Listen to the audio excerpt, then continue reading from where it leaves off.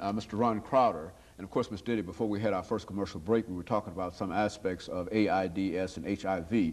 But in order to continue our discussion, let's talk about some statistical information dealing with AIDS. I think one of the reasons for the show was the alarm that was sent out quite recently by the Congressional Black Caucus of the impact that this thing is having on African Americans and whatnot. And of course, we also mentioned minorities and et cetera. But give us some statistical information, as much as you and Mr. Crowder would care to give, relative to this disease, so that we can have some idea, some understanding of the real impact that this disease is having. Okay, Dr. Haney, here in Tennessee, we currently have over 9,000 cases of HIV. Now, African Americans, I believe, comprise approximately 26% of the population in Tennessee, yet we comprise over 55% of those cases of HIV, which is, you know, indicative of some things that are happening with, you know, some of our behaviors and attitudes regarding the disease and the risk that we're either at or that we're not at risk. Worldwide, there are almost 9 million cases, and most of that is in sub-Saharan Africa and other developing countries. When you think about issues pertaining to women with AIDS, it's nearly 80% of the women who are infected are African American and Latino. Now, we only comprise about, I would say, 25%. If you merge those two cultures, only 25% of the female population, but nearly 80% of the AIDS cases. Well, now, how is it, and of course, I know that all of these things have a lot to do with health and other things, but how is it that in so many instances we say that that there's a tremendous health problem dealing with African Americans in Tennessee? I think kidney disease is another one of those problems, where we make up only a very, very small percentage of the population, 25, 30% of the population, yet we have 55 or 60% of the disease. And it seems that not only is that true in terms of AIDS, but that's also true in terms of kidney disease, it's true in all other chronic disease. Now, is there some kind of correlation or some kind of connection with that? I mean, what do you see as a connection with that? One of the things has just been our access to health services. We sometimes, unfortunately, have been very crisis-oriented, and so if it's not pain-related, if it's not hurting, if I don't look sick or feel sick, I'm not going to go in to deal with, you know, the medical intervention. And that even impacts on our whole issue of testing. Right. What would you say about the testing? And it's the same thing with HIV and AIDS. You know, the fact that a person doesn't look sick, feel sick, you know, we as African Americans, we've only ever went to seek health care, not as a preventive method, but as we got sick. And, you know, we just grow up that way. You know, in my time, the only time you ever went to the hospital was when you were sick. And that is embedded in us as African Americans. And that's how it is now. People go on sight. If this person look good, they look like Arnold Schwarzenegger or Sophia Loren, you know, and that's all they go on. That's why the disease is so treacherous and having such a major impact in our community. For one thing, people are not seeking testing because for some reason or another they feel that they're not at risk.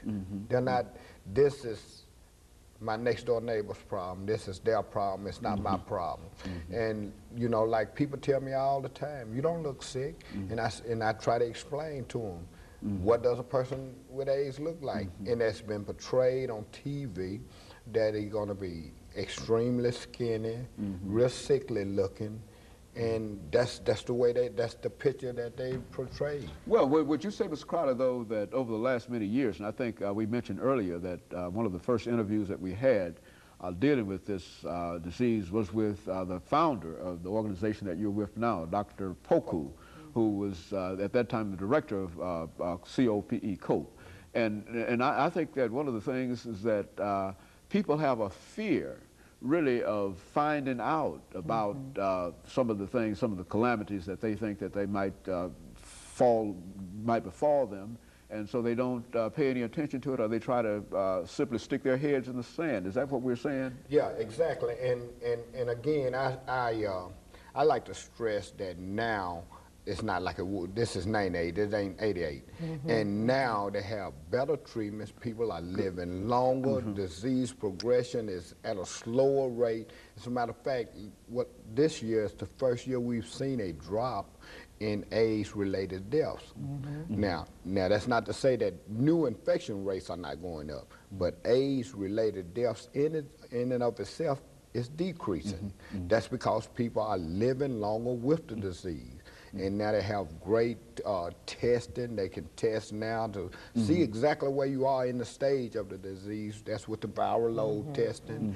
They've even came up with 2 tests out of the Geneva meeting that they can even test now which drugs are becoming resistant to the virus and causing it to replicate and mutate. So now they're doing great work, you know. So it's best that a person know their status, and it's best that they seek treatment and have a very good working relationship with the physician. But you know, that also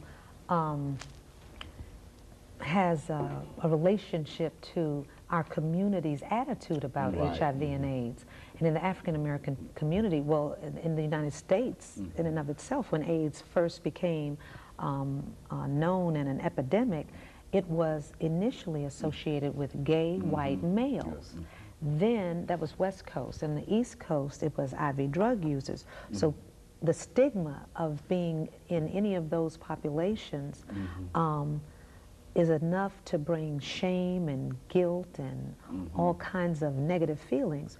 And when the community responds in that way, oh, the person got what they deserve, oh, their behavior made them, oh, some are innocent, some are guilty, then it makes it less likely for a person to come forward as courageously as Ron has to educate others, to let the community know that, you know, we're here and looking like you and me and everybody else, but yet you have to be more compassionate as a community and supportive.